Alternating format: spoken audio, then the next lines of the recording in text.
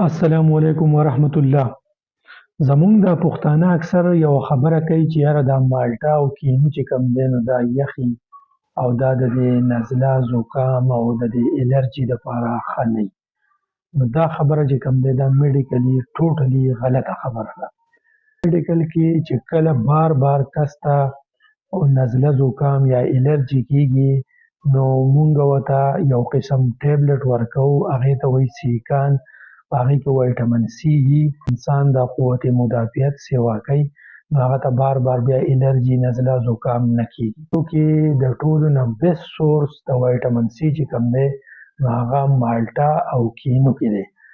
نو زما خپل ځاني زه چاته سیکان ګولۍ نه ورکوم، بلکې زما دا خپله یوه نسخه ده. زه د نزله زکام یا بلغم وي نو زه ورته وایم چې یاره ته 4 درجنه کینوان یا مالټې واخله، هر 12 ګنټې پس چې کوم دی نو 1 درجن ترې خوره. نو چې کله ته دا ختموې نو ستا نزله زکام او الرجي به ختمه شوي.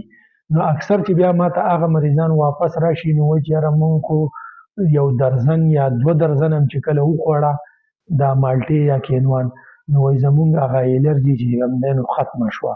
بل چې کوم دی په مالټه او په کینو کې چې کوم وایټامین سي دی نو دا د دې آیرن ابزارپشن سیوا کوي. نو په کومو کسانو کې چې د آیرن کمی د اینې کمی خاص کر په دې ماشومانانو کې یا په زنانو کې نو هغوی چې کله مالټه خوري نو هغه د دې آیرن د ابزارپشن سیوا کوي او بیا د هغې په وجود کې د اینې یا د آیرن کمی نه راځي. بل د الله پاک دا یو قدرت دی چې هغه کومه میوه سازوي نو هغه د هغې موسم نارو دپاره په هغې کې شفا وي.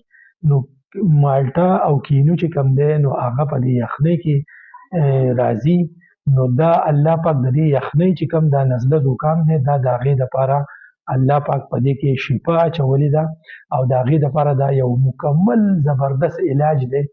نو مهرباني وکئ مالټه په خپل خوراک کې شامله کړئ، خپلو وړو ته خپلو کور والو ته د دې خبرې دغه کوئ چې هغوی مالټه استعمالوي. چې کوم دی د چا په ذهن کې دا کنفیوژن لا یا بلغم لا یا الرجي له نه ده ښه نو د هغوی سره دا ویډیو شیر کړئ چې د هغوی دا کنفیوژن ختم شي. والسلام.